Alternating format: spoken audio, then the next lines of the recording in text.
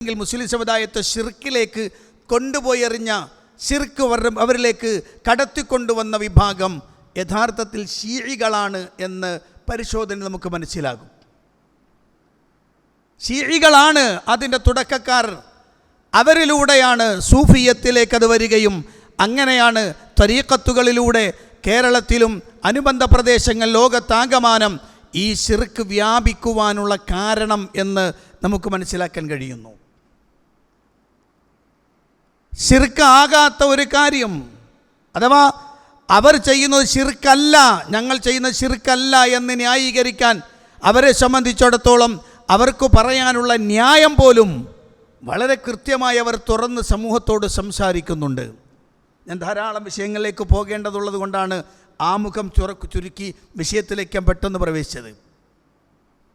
നിങ്ങൾ കേട്ടു നോക്കൂ, നമ്മുടെ നാട്ടിലുള്ള മുസ്ലിയാക്കന്മാരൊന്നുമല്ല, ശരിക്കും ശീഈ പണ്ഡിതൻ എന്താണ് ഇസ്തിഗാസയെന്നും അല്ലെങ്കിൽ അല്ലാഹുവല്ലാത്തവരോട് സഹായം തേടുമ്പോഴുള്ള നിബന്ധന എന്താണെന്ന് പറയുന്നത് നിങ്ങൾ ശ്രദ്ധിച്ചു നോക്കിക്കോളി. الاستغاثة طلب النجدة، طلب العون، طلب المساعدة ممن يحمل خصلتين أو ممن جمع أمرين. الأول أن يكون قادرا على إغاثتي، والثاني يعني أن أعتقد بأنه قادر على إغاثتي، والثاني أن أعتقد بأن قدرته من الله. بهذين الشرطين الإغاثة ممكنة ومقبولة ولا إشكال فيها أبدا عند أحد على الإطلاق. مثلا أنا عندما أستغيث بعلي بن أبي طالب، عندما أستغيث برسول الله، عندما أستغيث بالحسين، عندما أقول يا حسين أعني أو يا فاطمة، مثل صلاة الاستغاثة بالزهراء عليه السلام.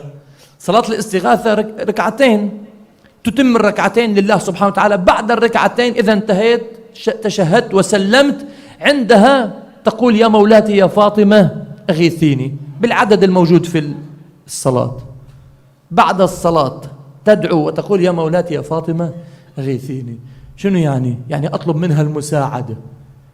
زين، لابد حتى تصح هذه الاستغاثة أن يجتمع الشرطان. الأول أعتقد بأن فاطمة قادرة على إغاثتي، والثاني أن أعتقد بأن قدرتها من وين جايبيتها؟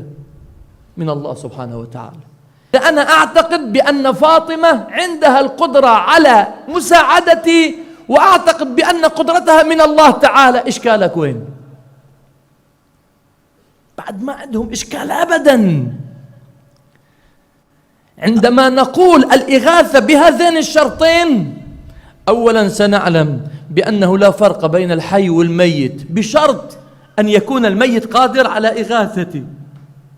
ونحن نعتقد بالقرآن، نحن لا نؤمن ببعض الكتاب ونكفر ببعض.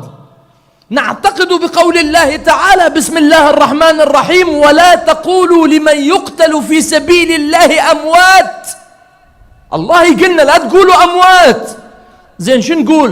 بل أحياء ولكن لا تشعرون.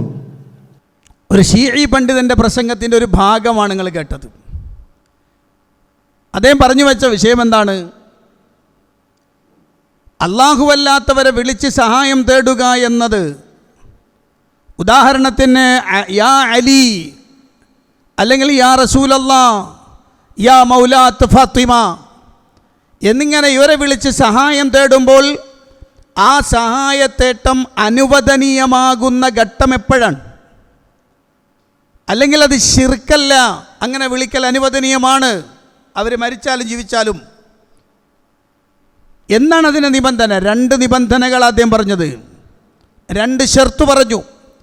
അതിലൊന്നാമത്തെ ഷർത്ത്, താൻ വിളിക്കുന്നയാൾ ഫാത്തിമ ബീവിനെയാണോ വിളിക്കുന്നത്, റസൂലുള്ളാഹിനെയാണോ വിളിക്കുന്നത്, അലി ബിൻ അബി ത്വാലിബിനെയാണോ വിളിക്കുന്നത്, അവർക്ക് നമ്മളെ സഹായിക്കാൻ കഴിയും എന്ന വിശ്വാസം നമുക്കുണ്ടാവണം.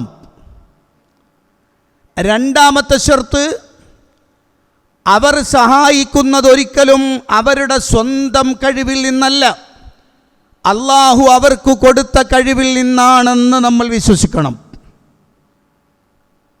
ഈ രണ്ട് നിബന്ധന ഒത്തുചേർന്നാൽ അല്ലാഹുവല്ലാത്തവരെ വിളിച്ച് സഹായം തേടൽ അനുവദനീയമാണ്. അല്ലാഹുവല്ലാത്തവരെ വിളിക്കാനുള്ള തെളിവായി അയാൾ ഉദ്ധരിച്ച ആയത്ത് പോലും വലാ തഹ്സബന്നല്ലദീന ഖുതിലു ഫീ സബീലില്ലാഹി അംവാത് ബൽ അഹ്യാ. അല്ലാഹുവിൻ്റെ മാർഗത്തിൽ വീരമൃത്യു വരിച്ച ആളുകൾ അവർ മരിച്ചുപോയി എന്ന് നിങ്ങൾ പറയരുത്, അവർ ജീവിച്ചിരിക്കുന്നവരാണ്. പരിശുദ്ധ ഖുർആനിലെ ആയത്തുകളും അതുപോലെ തന്നെ മറ്റ് ആയത്തുകളും എല്ലാം തെളിവിന് കൊണ്ടുവരാൻ ശ്രമിക്കലുണ്ട്.